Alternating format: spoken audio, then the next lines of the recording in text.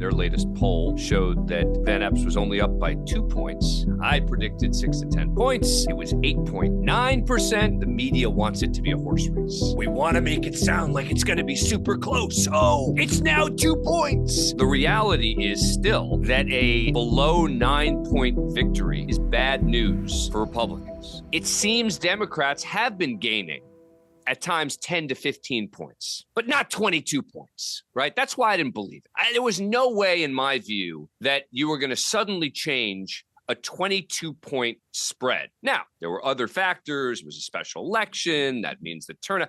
But as it turns out, and I'm not usually right about all this stuff, but it happened that I was when I said that I thought the turnout would be robust. And apparently the turnout was the same as in 22 midterms. So all this sort of, well, this was just a special election. People don't know about it. They all knew about it. They came to vote the same way they did in 22. But the Republicans, and Van Epps is a solid candidate. I mean, let's be clear. This wasn't like some of these elections where you get a really crappy Republican or Democratic candidate. He was a good candidate. And she was actually not a great candidate. That's the thing. She's too far left for this district. If they'd had a centrist Democrat who hadn't said that she hates Nashville, can you imagine? Then it really might have been close. But the point is that this is bad news for Republicans because a pretty good candidate in Van Epps only won by 9 points instead of by 22. And this is what is scaring Republicans nationally. They're not going to say it, but it's the reality. They are scared. And that is why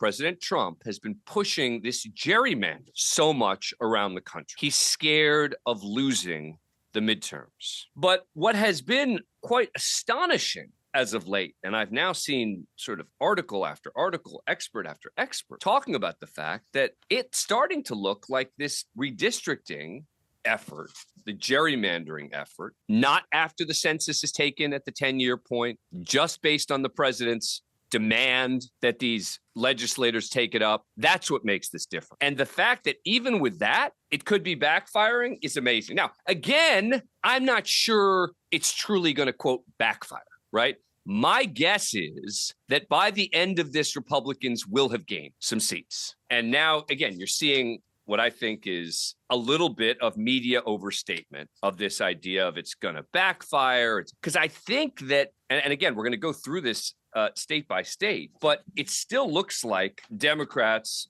are going to lose some seats. But look, let's talk to Jonathan Cervas. He is an assistant teaching professor at Carnegie Mellon University. He specializes in redistricting and voting rights and has been involved as an advisor in redistricting processes in a number of states.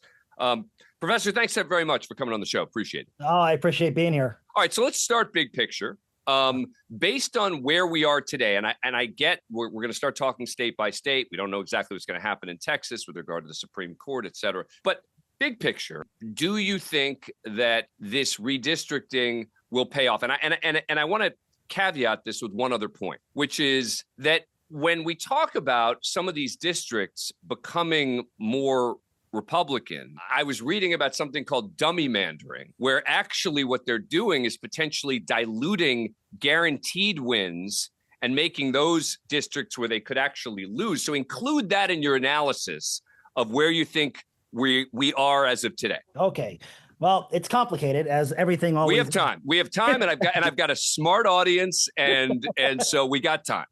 Okay, so let me start with Gerrymandering because that's a term that actually is dear to my heart because the person who coined that term is my mentor. Oh. He was the one who wrote that term in a book and it's been cited by the U.S. Supreme Court. Gerrymander is the idea that the legislature is going to draw a map and they're going to try to draw a map to increase their advantage to whatever the maximal extent is. But instead of it benefiting their party, the tides turn against their party and it actually benefits the other party, right? So like it's this unexpected thing that happens and they're big dummies for having passed that map in the first place. So this happened in the 1990s, primarily because Democrats controlled the state legislatures in much of the country, particularly in the South.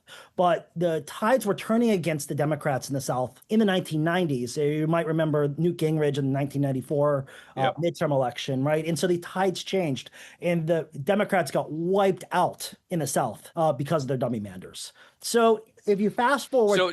But let's just pause for a sec. So in the 1990s, Democrats tried to get more districts that would advantage them by diluting guaranteed wins to try to get more districts that they could win. And that backfired by them actually losing suddenly way more than they would have gained, than they gained. Yeah, that's exactly right. But the primary thing that happened in the South in the 1990s wasn't that like they diluted them so much that they that they just had like too few Democrats. It's just that everybody started voting for Republicans, right? And so the map ended up benefiting Republicans. So like what's happening today when people talk about Gerrymander is a slightly different situation. It could be that a lot of the Trump Republican voters switch their alliances in the midterm elections in 2026 and vote for Democrats. Right, that could happen, but that seems less likely than what happened in the 1990s because there doesn't seem to be a lot of churning of the voters in modern politics. So what people are referring to in the modern sense is this idea that you're trying to maximize all these districts and you're taking districts that are otherwise Republican now, and you have to add Democrats to those districts and take Republicans out to make the other surrounding districts more Republican or vice versa. And that not that voter preferences will have changed that much, just that you've done it to the extent where there's just too few Republicans left. This is unlikely to be the case in my analysis. I actually don't see in any gerrymander that has been passed or proposed a Gerrymander happening. You would have to have a huge churn of the electorate in the next couple of years for that to happen. And, just being a student of modern elections, voters are pretty consistent with which party they're choosing, and they're not really switching parties. You were referencing the Tennessee election that happened yesterday. And my, quick, very high level analysis is turnout was high compared to the midterm election, but very low compared to a presidential election because midterm elections have lower turnout. And so the question here is, did voters switch from Republican to Democrat, or did Republicans just not turn out to vote? And my guess is that Democrats are really engaged right now, and they pumped a lot of money into that race. But that reasoning would also apply to the midterms in 26. Sure. But as you saw in Tennessee, it wasn't enough to flip that district. So the question is, have you moved the margins to the extent that, say, an 11-point swing like you had in Tennessee would move these districts? And so in Texas and California, I did a little bit of data analysis, taking the new gerrymanders compared to the old plans. And I looked at every historic election that I could get my hands on. So going back to 2016, 2014, every single statewide election, anything for attorney general, governor, U.S. President, anything I get my hands on. And I looked at the effect of the new maps on those election results. So I projected them into these new districts. And in every single situation in Texas, Republicans gained at least 2 additional districts. And in California, you have a similar, I can't remember offhand exactly what the minimum number was, but it always increases. The seat share for Democrats always increases in California, and the seat share for Texas always increases. So even in elections, so the takeaway, the sort of upshot of that is that even in elections where the party does less well than, say, they did in 2024, they're still gaining seats. So that means so you're right. So your point is that the gerrymandering efforts are going to work, right? They seem to be, if the map withhold scrutiny in courts, these maps are going to gain the party who drew them seats. All right. Most certainly. So now let's take the big picture, accepting the fact that your analysis shows that this effort, the Gerrymandering may not be a big factor, that the gerrymandering is likely to work. Based on where we are today, who do you think ends up benefiting from the efforts nationwide? Well, if nothing changes as they are right now, Democrats have clearly won this war, like without a doubt. And you mean right now, meaning assuming Texas has to use the 2021 map? As I sit here right now, the Texas map is enjoined, right? They're not allowed to use the map that they passed, the gerrymander. They're forced to use the 2021 map, which means they get no additional seats. And California is sitting on a map that's not enjoined. It is in place, and they are going to almost certainly gain 5 additional Democratic seats. There are some other states that have done redistricting, Missouri. We're going to talk about North Carolina, but the Republican gains in those states from the mid-decade redistricting are very minimal compared to California. So as it stands right here, as we talk live, the Democrats have won this war. Of course, it's not over. The war is not over, probably.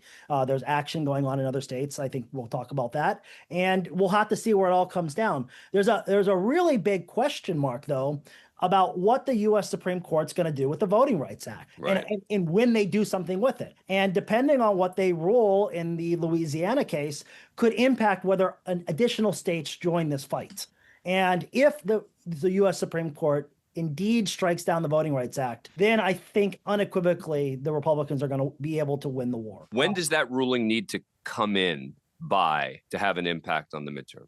It's a good question. So some states are, I think, prepared to draw new maps immediately, even without a ruling, on the premise that they're going to rule in a way that will allow them to do these gerrymanders without taking into consider the Voting Rights Act. And if they do that, it gives them basically a bigger lead time. So their maps might be enjoined temporarily until the court rules in Louisiana. And then if they rule in favor of the state of Louisiana, which is the Republican side, that means that those maps will go into place because they wouldn't be violation of law. So a lot of it is timing. The court itself, the U.S. Supreme Court, could delay the ruling in this Louisiana case till very close to the election, and that could basically prevent any state from actually doing anything now, regardless of how they rule. But it's not really clear exactly when they would have to rule by in order to prevent states from doing this. It turns out that all of these states probably already have maps prepared to put into place contingent on the Voting Rights Act going down. The map makers the data from the U.S. Census comes from the 2020 census. They don't have to wait for any new data. They can prepare the lines today. They probably have already done it. They already have a wish list. And passing these bills is in where you have full control of the legislature takes just hours. You don't have to go through a long process. So, half a dozen states or more could redistrict on a whim. If the U.S. Supreme Court rules in a way that will allow them to. And we just don't know the answer to that question. So, ultimately, who's going to win the war is contingent on questions that we don't know answers to yet. Right. But it is amazing to me that you, Jonathan Cervas, who is a professor at Carnegie Mellon University, specializes in redistricting, are saying that as of today, right now, at this moment, that you think that Democrats have won the war. Yeah. And I think if you look on the horizon, if the U.S. Supreme Court rejects the challenge to the Voting Rights Act, which I hope they will, by the way, because I think the Voting Rights Act is probably the most important piece of legislation ever passed in the United States, in my opinion. It seems they won't, based on how it went, but they could limit it without eliminating it. I think that a lot of people who have commented on that court case have not looked at it as dispassionately as maybe I have, or maybe I'm too passionate on the side of Voting Rights Act. But it could go either way. But I think a lot of people just think that, well, the Supreme Court is very partisan. The majority, 6 justices. No, I think it was based on the arguments. No, that people came to that conclusion after hearing the arguments, et cetera. Because I'm with you. But by the way, I'm regularly, my listeners know, I'm regularly saying on the show that accusing the court of just being partisan hacks is really dangerous stuff. If you look at the facts of the case, if you read the briefs, so the oral argument was one thing. That's why everybody says, the oral argument, right? They presented this case, the justices pushed back. It's clear where they're going. But the briefs were much more clear. I mean, when you write a brief, you can take a lot more time to detail the arguments, to bring the evidence. There's a lot of briefs filed in this case. There's some really excellent briefs that talk about things that they didn't even mention in oral arguments. Assertively, the justices or their clerks will read these briefs, and that will allow them to come to a more holistic conclusion about the Voting Rights Act. So particularly, I know this is not the subject of what you wanted to talk about, but I think it's important to mention the Voting Rights Act applies not just to congressional districts. It applies to legislative districts. It applies to local elections. It applies to school boards. That was not mentioned at all in the oral arguments. And the impact of the Voting Rights Act on local elections is probably greater than it is on congressional elections. And so they were single-mindedly focused on congressional districting. And I think that once the justices read these briefs about local elections and how it's implemented in those elections, in those districts, I actually think that they're going to Voting Rights Act. In order to overturn a map on on a voting rights violation takes a really sophisticated analysis of local context and current data. And so people have said, well, this is a lot like affirmative action, but it's not like affirmative action, because affirmative action doesn't require any kind of local analysis. It doesn't ask whether the people who are benefiting from affirmative action have a history of discrimination. It doesn't ask whether, all these things that the Voting Rights Act requires. Fair enough. And anyway, so I take a different view. I don't think the court is partisan hacks, and I think that they're going to uphold this just as they did 2 years ago in Allen versus Milligan. We shall see what the and I hate to be saying this and being wrong, but and I hope it's not wishful thinking, but I think we should be clear-eyed about what's going on here, and not just assume that these are all partisans. No, I say that all the time on the show. All right, so let's go through real quick developments in various states with regard to, because we've talked big picture, and then we'll take your calls at 866-967-6887. Utah, and a lot of these relate to legal issues, as you just pointed out. I mean, in Utah, a Utah state court struck down a Republican-drawn map, which contained 4 Republican districts. They said it violated the state constitution. They tried to redraw it with 2 solidly Republican districts and 2 sort of right-leaning ones. The court struck that down too, ordered a new one. It resulted in one solidly blue district in Salt Lake City. So does that leave us in Utah back to where we are today, or is it actually better for Democrats today in Utah than it was? Oh, far better for Democrats. Yeah. Democrats were locked out of any representation in the congressional districts in Utah.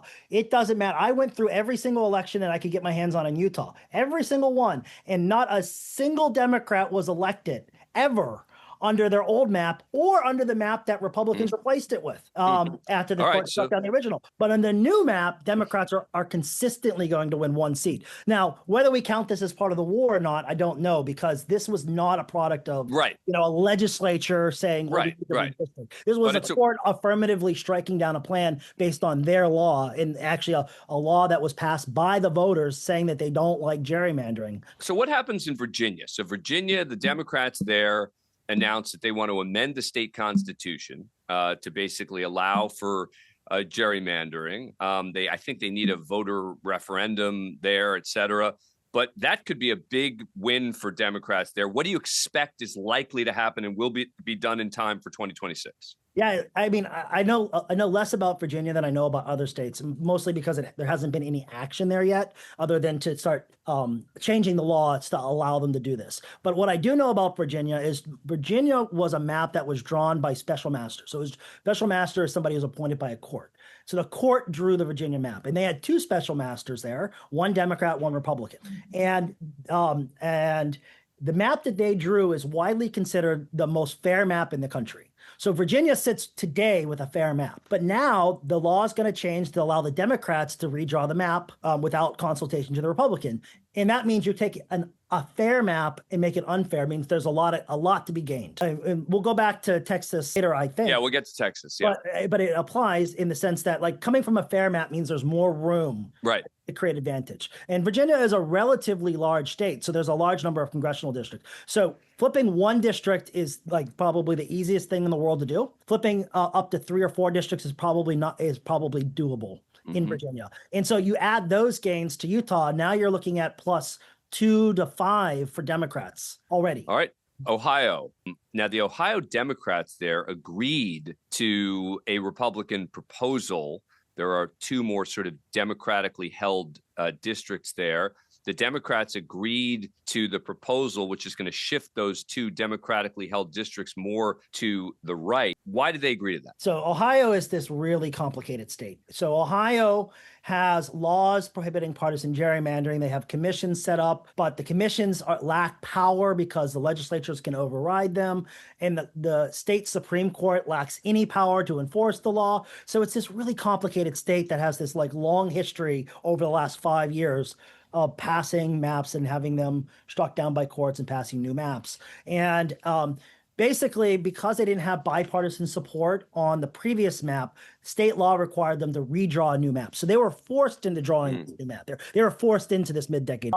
But Democrats kind of hold a little bit of power in Ohio because, first of all, if they don't agree to the map, then the map is only a temporary map. Also, there was a potential for Democrats to block a new map from coming into place at all. And so the Republicans, my understanding is the Republicans decided that they were better off not going for a maximal gerrymandering and getting buy-in from Democrats than attempting a map that creates more partisan advantage and then having it blocked. And so, but Ohio is the kind of state where these districts that are more to the right, the Republicans could still lose in a blue wave. Yeah, I mean, right. I think it seems pretty likely that in at least one of those districts, the incumbent Democrat will continue to win. Right. Because, I mean, the expectation is that Democrats are going to have a pretty good election in 2026. Just from a data perspective, midterm loss is a phenomenon that happens very consistently. This idea that the president's party loses seats in the midterm. And so it is exactly seats that are like that are marginally Republican in this case. All right, I want to get through a few more states with Jonathan Cervas before we take your calls. I'm going to just summarize. In Kansas, the Republicans there dropped their effort to redraw the only Democratic district. Indiana is an interesting one to me. The Republican state Senate announced it didn't have the votes. And I saw that one of the state senators announced publicly that he wouldn't vote for the gerrymandering because the president called Governor Tim Walz a retard. And this is a state senator who has a child with Down syndrome and was incredibly offended at the president's reference to that. How close was it in Indiana before even that? Honestly, I don't know the politics of the state. I will say a friend of mine has described Indiana as taking the redistricting war literally. There have been like numerous threats against members of the legislature there, threats against the governor, involving like their actions on redistricting. So like, if you don't pursue a map, like we're going to, do some violence towards you, like literally making it a war. Wow. And, so there's still huge questions about whether a map is viable in Indiana. I think we would have to take bets on whether it actually they'll pass a new map, but it actually seems somewhat unlikely. There is, again, this idea of the Gerrymander. I've looked at the proposal. It doesn't appear as if it would be a Gerrymander. You have to go all the way back to 2008 for the Democrats to start winning many of those districts. But they're not going to do it now. I mean, Indiana isn't moving it. So, and actually this is the state senator, Mike Bohacek. This is number 6. Here he is on the Julie Mason show talking about his unwillingness as a Republican to vote for this gerrymander in Indiana. We know it's an offensive word, and you haven't heard it. And as a father of a disabled daughter, I mean, you're a little more sensitive to it. Sure. And until the administration, is back in, this is now a common word you hear all over the place. Yeah. And the problem is that, you have kids that are 5th, 6th, 7th, 8th graders. How do you tell a kid to not use language like this if the president of the United States is doing it, the most powerful man in the world? Mm-hmm. It just validates the use of derogatory language that's just there just to completely insult and humiliate people. It's really sad. And for all of this, Indiana gets what, maybe 2 extra Republican seats?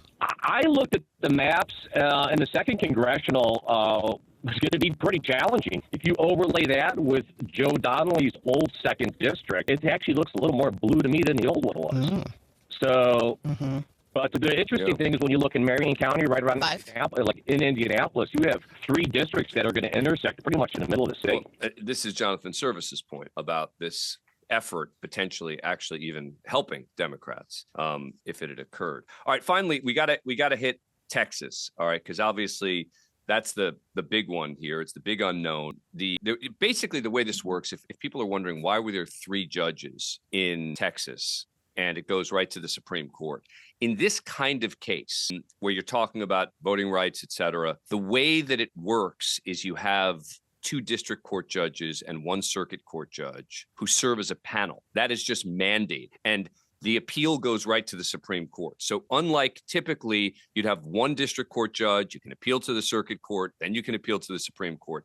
Because of the type of case this is, in Texas, it was 3 judges. It was a 2-1 decision. The opinion was written by a judge appointed by Donald Trump, who said that the evidence was just clear that they had racially gerrymandered the map. And they cited evidence from the DOJ, basically saying that they admitted in writing that this was about race. Now, the administration denies that, but Jonathan Cervas, this is the big one. Samuel Alito, who is the justice who oversees the Texas area, put a stay on this ruling. What happens now? When do we expect a ruling in this? Are there going to be arguments? Where are we? Well, I've got a tab open on my browser where I'm hitting refresh on the Supreme Court website pretty constantly to see when this is going to come. It's imminent. Like, we need to have something from the U.S. Supreme Court imminently. Very quickly, we need them to say whether the map is permanently stayed or whether they are sending it back to the trial court to hold a full trial. The Texas case, so actually the whole thing is so interesting. This is where the whole war started, right? Yep. Go back to the summertime, you have Donald Trump saying, I'm entitled to 5 more districts. Yep. Right. You have this whole thing that happens. But before Donald Trump even said that, and this is the key to the court case, before Donald Trump said, I'm entitled to 5 districts, the Department of Justice sent a letter to the governor saying that based on some court case that happened in Galveston County, that the districts are racial gerrymanders and you must redraw these districts. Otherwise, we're going to sue you. And the governor then said, I'm going to call a special session to redraw these districts so that we can eliminate all the what they call coalition districts, which a coalition district is a district that's drawn where multiple racial groups can be combined to form a majority of the district. And they said, those are unconstitutional, so we got to get rid of these. So the governor calls a special session saying we got to get rid of these coalition districts. And then if you go like through the timeline of things, then legislators started saying, oh, no, this is a partisan gerrymander. No, it has nothing to do with race. It has to do with party. The reason for this is because drawing lines on the basis of race is unconstitutional. But drawing lines on the basis of partisanship, according to the U.S. Supreme Court in Rucho versus Conoco's, totally acceptable. Yeah. But the court, in their majority opinion, said, no. This was not about partisanship, right? This all started because the letter from the Department of Justice and the governor saying that we got to dismantle these coalition districts. And then the court walks through the whole timeline in their majority opinion saying, well, the governor was given opportunities to say it was partisanship, but throughout the entire process held to the premise that this was about these coalition districts. And they said that is a direct violation of the U.S. Constitution. This is we have direct evidence that you violated the U.S. Constitution, and therefore this map cannot be used because it violates the. And this was a 2-1 decision. The dissenting judge from the Fifth Circuit said that he viewed this as the biggest case of judicial activism he'd ever seen in his 37 years in his dissent. So we shall see what the court's going to do. We could have went on for a lot more. There's a lot more to be said, especially about Texas and California. There's a lot on there. So we'll have to circle back at some point. For sure. I'm actually interested in your perspective too, because you got the legal background and what happens really, I don't know. Well, look, in California, I don't think that the Republican-led effort is going to succeed there. This is a key component. There's no discrimination. Right. Well, they're saying there is. They're saying that it's reverse discrimination. But they can't prove it. Right. Well, that's going to be the problem. I've read all the evidence. That's the reason Texas is so interesting, because you have that memo, which makes it, a much tougher case. And, the fact that it was Alito who happens to be the justice assigned to Texas makes it such that you really don't know, right? Like if it was Kavanaugh or if it was Gorsuch, I'd say, doesn't it have to go to the full court for a vote anyway? Yes. But my point is a Gorsuch might not have stayed it, right? Or a Kavanaugh might not have stayed it. And so my point is that if they had stayed it, I would have said, all right, that's not a great sign. If it was a more Amy Coney Barrett or Chief Justice Roberts, I would have said, all right, well, that sounds like that person is seriously thinking they might have. The fact that Alito thinks that they got it wrong doesn't surprise me. It doesn't tell us anything, basically. Exactly. That's my point. We know how he's going to vote. Right. That's my point. Yeah. So. Because he's going to vote to overturn the Voting Rights Act. No doubt. 100%. 100%. Yeah. All right. Thank you. All right. Appreciate it. We'll take care. We'll talk soon. See you. Bye.